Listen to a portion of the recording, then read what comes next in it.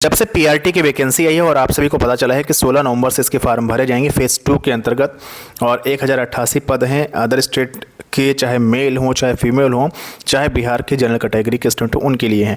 Post कम है और ऐसे में अगर आप फेज फर्स्ट वाला एग्ज़ाम दे चुके थे पीआरटी वाला, जो 80,000 पदों पर जो है फार्म भरा गया है, और अगर आपका सिलेक्शन नहीं हुआ है, आप जो है इस बार भी 1088 पदों पर आप अपना फार्म भरते हैं, तो क्या आपका ये सेकंड अटेम्प्ट माना जाएगा या नहीं माना जाएगा, इस पर हम बात करने वाले हैं।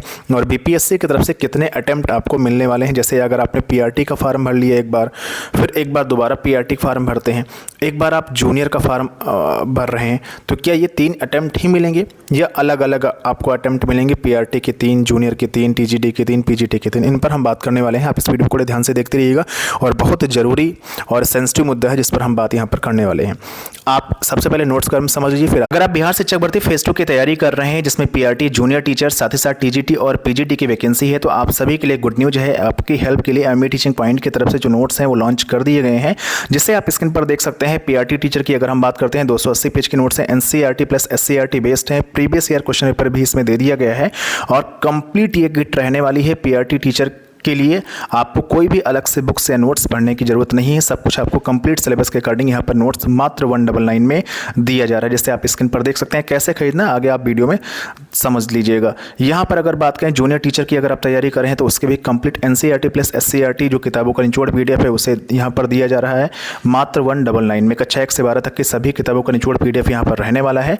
दोनों नोट्स यहाँ पर अलग अलग हैं, इसलिए अगर आप पीआरटी की तैयारी करना चाहते हैं तो पीआरटी नोट्स परचेज करिएगा। अगर आप जूनियर टीचर की तैयारी करना चाहते हैं तो जूनियर टीचर की नोट्स यहाँ पर परचेज करिएगा। जूनियर टीचर की अगर हम बात करते हैं तो यहाँ पर एसएसटी टीचर की नोट्स हैं, साइंस एंड मैथ्स टीचर की नोट्स हैं और हिंदी लैंग्वेज टीचर की नोट्स यहाँ पर जूनियर टीचर के लिए मिल जाएंगी। ये आप नोट्स का डेमो वगैरह यहाँ पर अच्छे तरीके से देख सकते हैं और ये नोट्स का डेमो मैं आपको दिखा रहा हूँ। साथ ही साथ नोट्स का फीडबैक भी आप यहाँ पर अच्छे तरीके से देख सकते हैं। अगर आपको ये नोट्स खरीदना है तो इस वीडियो के डिस्क्रिप्शन बॉक्स को चेक करिएगा, जहां पर ऑनलाइन बाई करने का लिंक दिया गया है। आप ऑटोमेटिक 199 का पेमेंट किसी भी तरीके से नोट्स को जो है पेमेंट करते हुए नोट्स को खरीद सकते हैं। अगर कोई दिक्कत आती है तो जो व्हाट्सअप नंबर यहां पर दिया गया है 9455282793, इस पर आप व्हाट्सअप कर दीजिएगा, आपको नोट्स तुरंत मिल जाएगा। अच्छी तैयारी के लिए आप नोट्स जरूर परचेज करें। नोट्स का समझ लिए, उम्मीद है परचेज जरूर करेंगे अच्छी तैयारी करने के लिए। देखिए, अगर आप फेज फर्स्ट जो भर्ती आपकी कंप्लीट हुई है 80,000 पदों पर, इसमें अगर आपने फार्म अप्लाई किया था और आप एग्ज़ाम दे आए हैं, तो एग्ज़ाम जैसे ही आप देते हैं आपका फर्स्ट अटेम्प्ट यहाँ पर काउंट हो जाएगा। इस बार आप पीआरटी वाले जो वैकेंसी आई है, अगर इसमें फिर से आप अप्लाई करते हैं और अप्लाई करने के बाद अगर आप एग्ज़ाम दे आते हैं तो आपका यहाँ पर सेकंड अटेम्प्ट काउंट कर लिया जाएगा। अगर आप एग्ज़ाम देने नहीं जाते हैं, फार्म भरते हैं, तो कोई अटेम्प्ट काउंट नहीं किया जाएगा जब तक आप एग्ज़ाम नहीं देते हैं।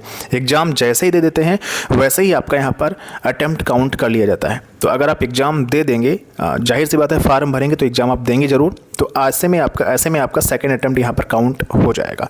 अब थर्ड अटेम्प्ट आपका कब होगा? देखिए, मान लीजिए सेकंड अटेम्प्ट में आपका अगर सिलेक्शन नहीं हुआ, भगवान करें ऐसा बिल्कुल ना हो, आपका सिलेक्शन हो। जितने लोग फार्म भर रहे हैं, वीडियो को देख रहे हैं, मैं तो यही ईश्वर से प्रार्थना करूंगा।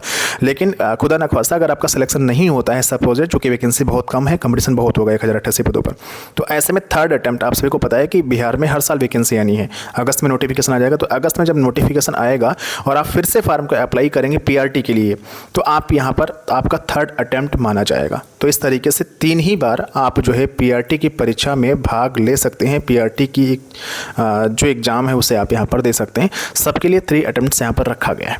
ऐसे ही इस बार आप जूनियर के लिए अगर फार्म अप्लाई कर रहे हैं, तो जूनियर के लिए अगर आप फार्म अप्लाई करने के बाद पेपर दे आते हैं तो आपका फर्स्ट अटेम्प्ट माना जाएगा। फिर से जूनियर की वैकेंसी आएगी, फिर आप फार्म भरेंगे, पेपर देंगे, तो सेकेंड अटेम्प्ट। ऐसे ही जूनियर की फिर से वैकेंसी आएगी, फिर से आप फार्म भरेंगे, पेपर दे आएंगे, तो आपका ये थर्ड अटेम्प्ट माना जाएगा। ऐसे ही टीजीटी, ऐसे ही पीजीटी, और ये सिलसिला चलता रहेगा। तो कुल मिलाकर के पीआरटी के 3 अटेम्प्ट, जूनियर के 3 अटेम्प्ट, टीजीटी के 3 अटेम्प्ट और पीजीटी के 3 अटेम्प्ट, ऐसे आपको अटेम्प्ट यहाँ पर मिलने वाले हैं।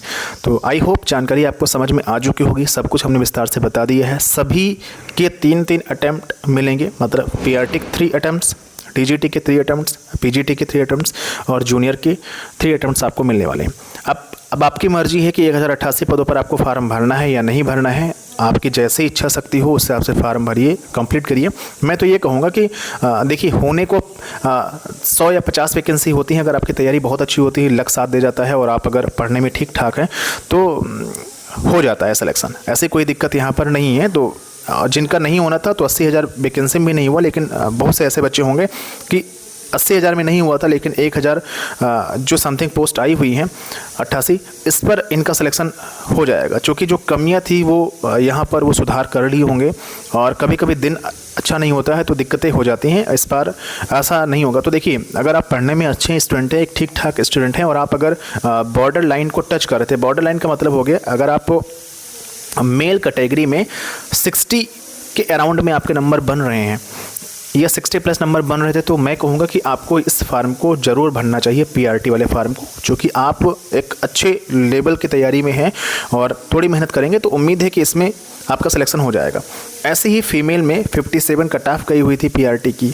तो अगर मैं कह सकता हूँ, अगर 50 प्लस आपके मार्क्स आ रहे थे फीमेल में, और आपको लगता है कि आप वास्तव में मेहनत से पढ़ाई करके 50 प्लस लेकर के आ गए हैं, तो आपको फार्म भरना चाहिए।